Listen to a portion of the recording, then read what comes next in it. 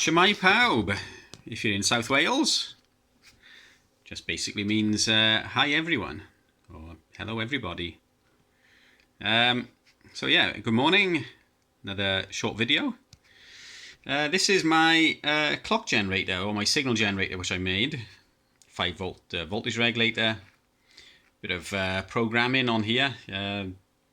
With the push buttons you can go into the menu system on the display and alter a few things on there.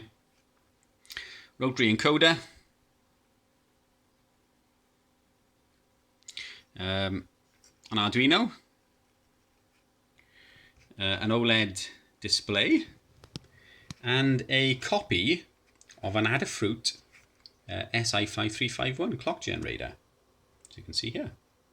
That's a copy, only a couple of quid they are, about £4 or so, £4 or £5 at the most, and they work okay, as you can see here. So we're on 5 megahertz, and yeah, we roughly got it 5 meg there. So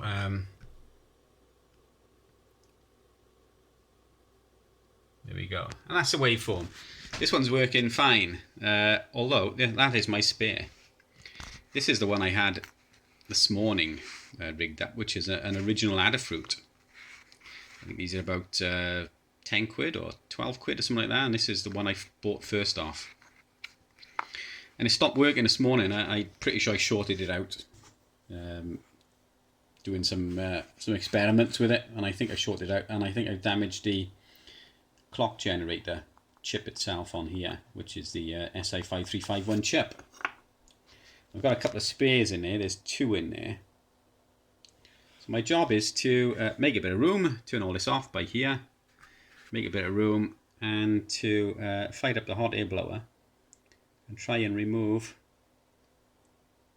the 5351 chip, clock chip on here without damaging anything else. It's all quite small. Use some capstan tape to hold everything down, otherwise you'll just get blown off the board and we'll end up with an empty board. So that's what I'm hoping is wrong with it, is the clock generator chip itself is gone.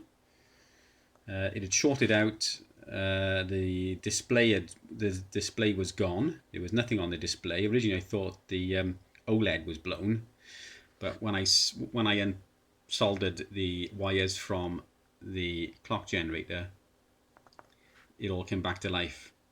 But obviously it wasn't outputting a signal because this is no longer working.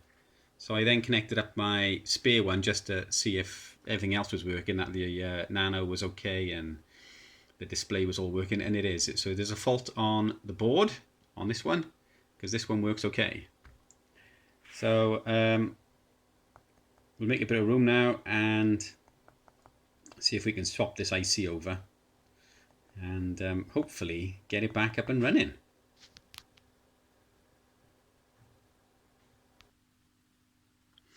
So welcome back to the video. I've made some room on the bench. I've put the Adafruit onto a piece of metal. This is quite a chunky piece of metal underneath it because I don't want to burn my my conductive mat. So I'll get a bit of capstan tape now and fix the board down so it doesn't move about. Capstan tape is heat-proof tape, basically. So we'll fix it down now.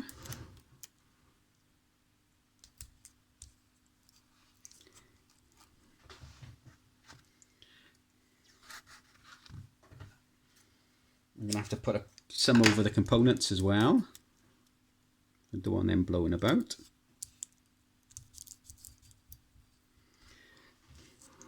So that's pretty good. Focus is rubbish. Okay, so we get in there. This can either go okay, or it's gonna turn pretty crap pretty quickly. So let's put a bit over the components here. Don't want them moving about.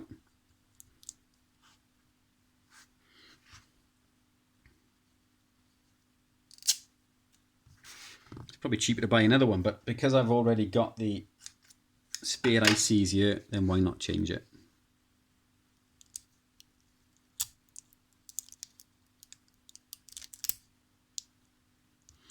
And also it's a bit of practice.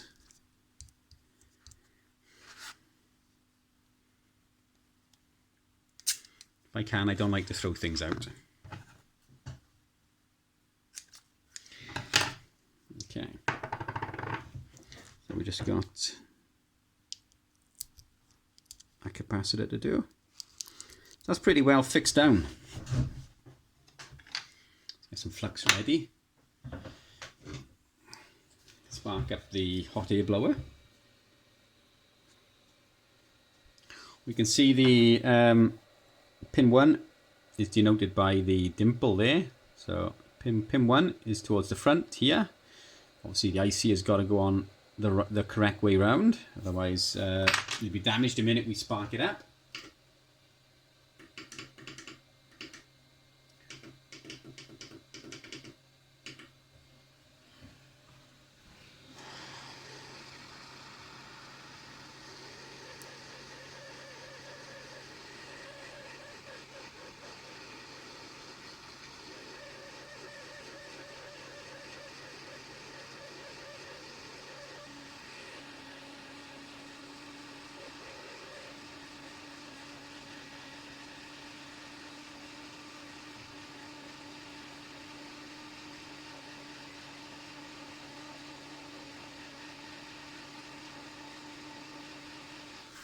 Maybe it's not hot enough.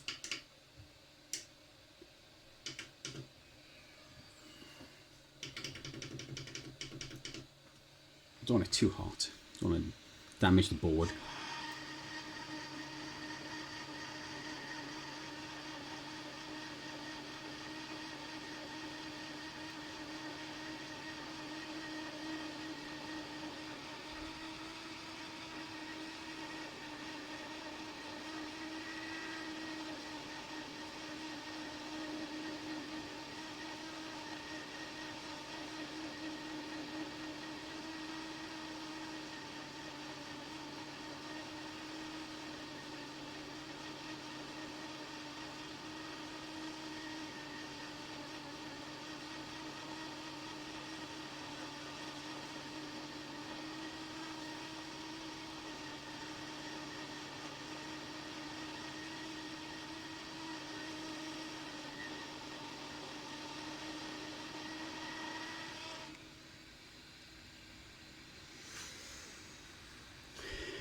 So there it is.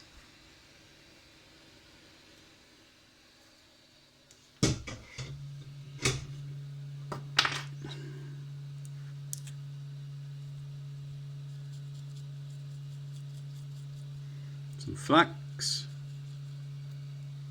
lots of it,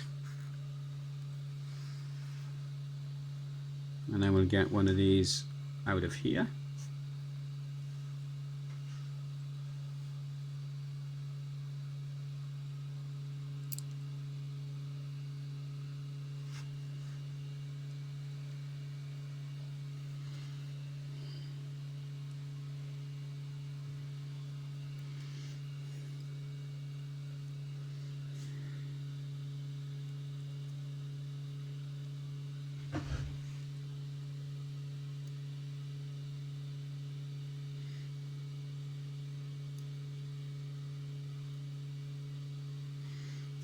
I think what we'll do is warm it up a bit first. See if we can get rid of these shorts on there. They should flow out anyway.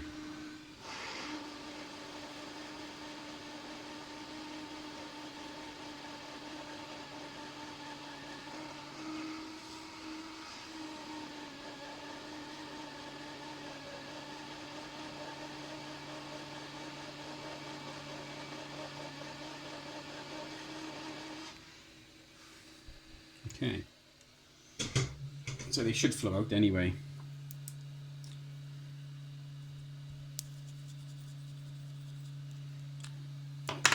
Put the IC on.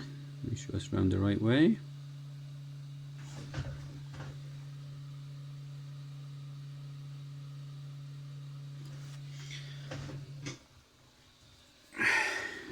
And try it again.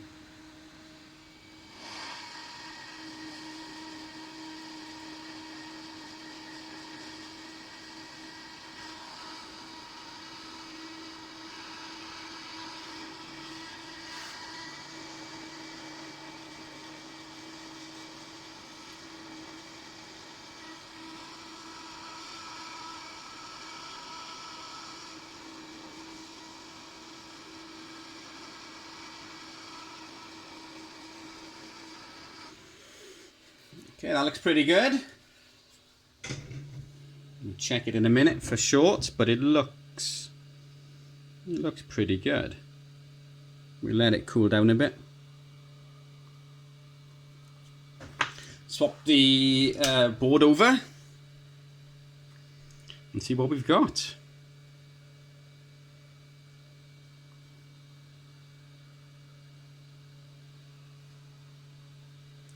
So it looks pretty good. You wouldn't be able to do that really without a hot air blower. You can remove it with a soldering iron, but it's so potchy to do, and it's you risk damaging the tracks and things. So you really need a hot air blower to do that.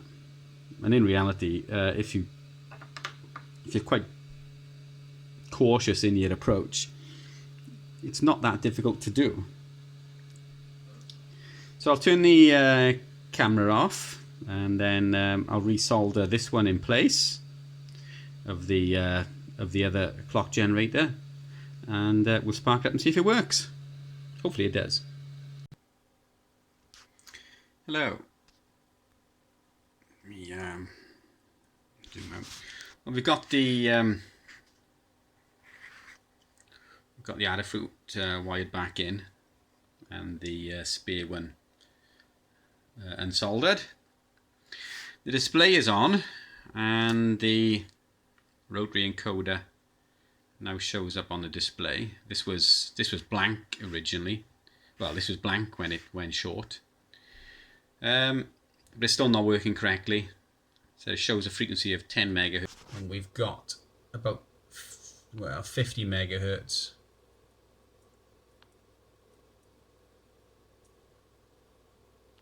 We've got 50, so it's still